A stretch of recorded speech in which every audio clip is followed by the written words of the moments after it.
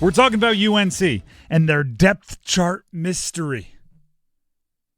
There's an often criticized part of sports where you throw in, it's kind of tempting to talk like military or war analogies, right? We're going to battle, we're soldiers, and it's not always the best way to equate what you're trying to say.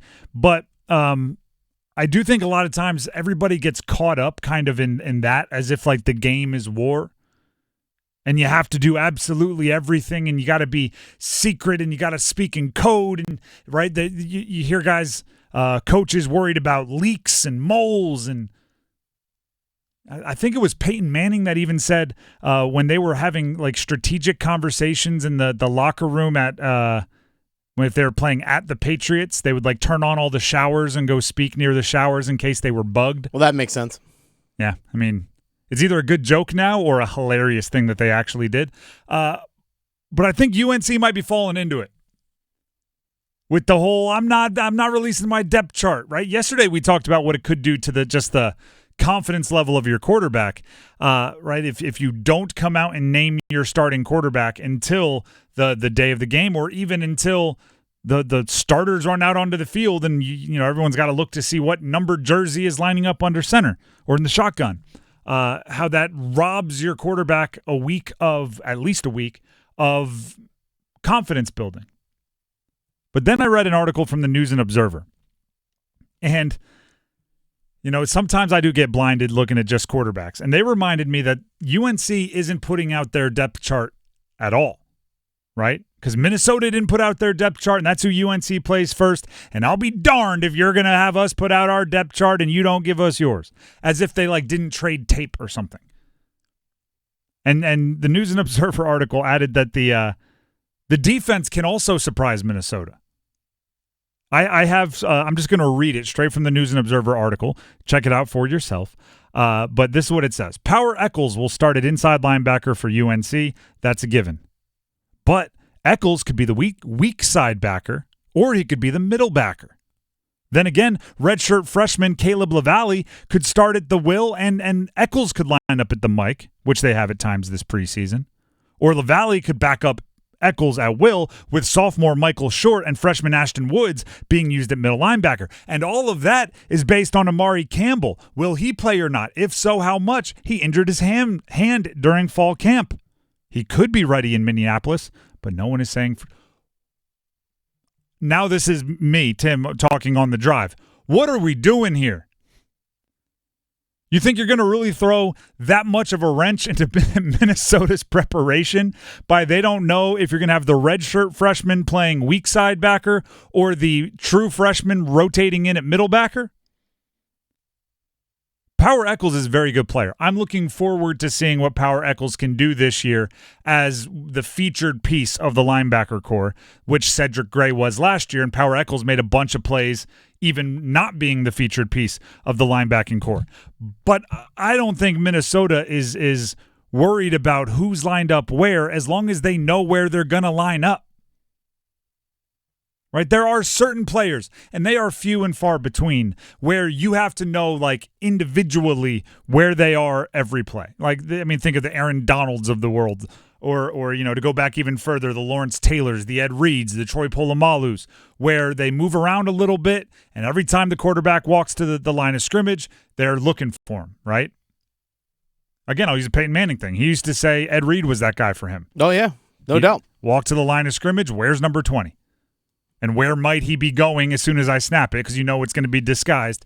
And you always had to know where he is. As much as I really like UNC's defense, and I've been on record saying, they're everything but the quarterback, right? They need to prove they have the quarterback, but everything else looks like a pretty solid roster. I like their defense. Kamen Rucker coming back was huge. They don't have that guy where if you move him from inside backer to outside backer, you're going to hear every single play of, oh my gosh, he moved. Double team him. But what you are doing is really emphasizing or maybe over prioritizing these weird little side things. Secrecy. Right? You're over prioritizing that. And I've never seen 19 to 23-year-olds perform better when there's everything is heightened, right? I actually think you need to minimize the things on the outskirts of the page, right? Focus on what you need to focus on, and everything else, who cares? Right? That's how you streamline your thought process. You get tunnel vision. It does seem like UNC, this preseason camp, is just like, it almost this might be kind of exaggerating it a little bit, but it feels like if they show up and they have red Gatorade instead of green Gatorade, they're gonna go, this is we need to have the details perfect, instead of going like, all right, we're gonna have green Gatorade today. Well, all right, let's go out there and have a great practice, right? However long they've thought of keeping their depth chart a secret is too darn long.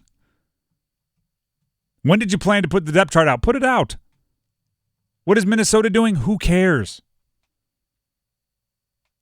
Who's going to play linebacker? Is it going to be Eccles and LaValle, or is it going to be Eccles and Woods, or is it going to be Eccles and Short? I'm not saying I don't care or they shouldn't care. I'm saying put way more thought into what's the best linebacker grouping to have on the field, and way less thought into who knows who you're putting on the field. You can always do the fun workaround. Just put or. I hate ors. Just do the or. I hate them. Like this person or that person. But if you're truly like up in the air, yeah. Like if it's the day that you want to put out your depth chart and you're like, I genuinely don't know, throw an or in there. I do think it's ridiculous. Like the starter doesn't mean they're the only ones that are going to play, right? You see or at like tight end a lot, or running back, because you're going to play more than one. Who's out there first, right? Who are they going to announce on the Jumbotron? The ors get a little ridiculous, but fine. If you wanted to put down, middle linebacker, Power Eccles, or Caleb LaValle, you think Minnesota's really going to be like, oh no, we're going to have to completely change the way we play against them because we don't know who's playing middle backer? Football is simultaneously extremely complicated, extremely nuanced, extremely down in the details, and wildly simple, right?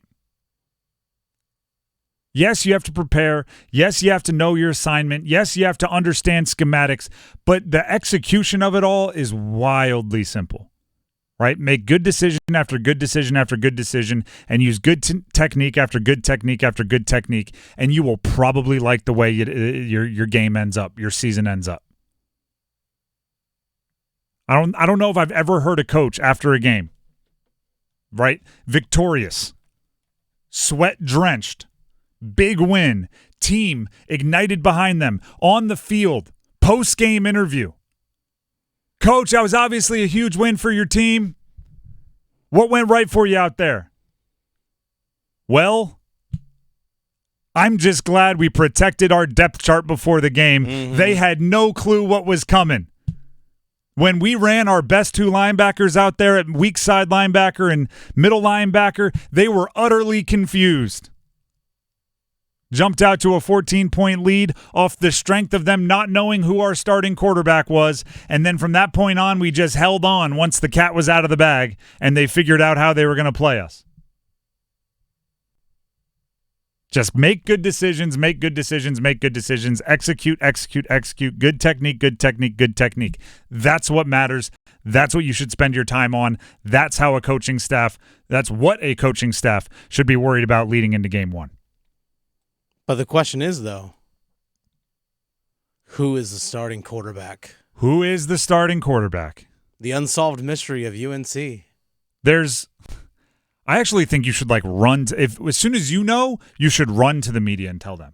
Get the cat out of the bag as quick as you can, so everybody can ask their questions, everybody can write their think pieces, and you can get back to focusing on the things I was talking about. Mm-hmm.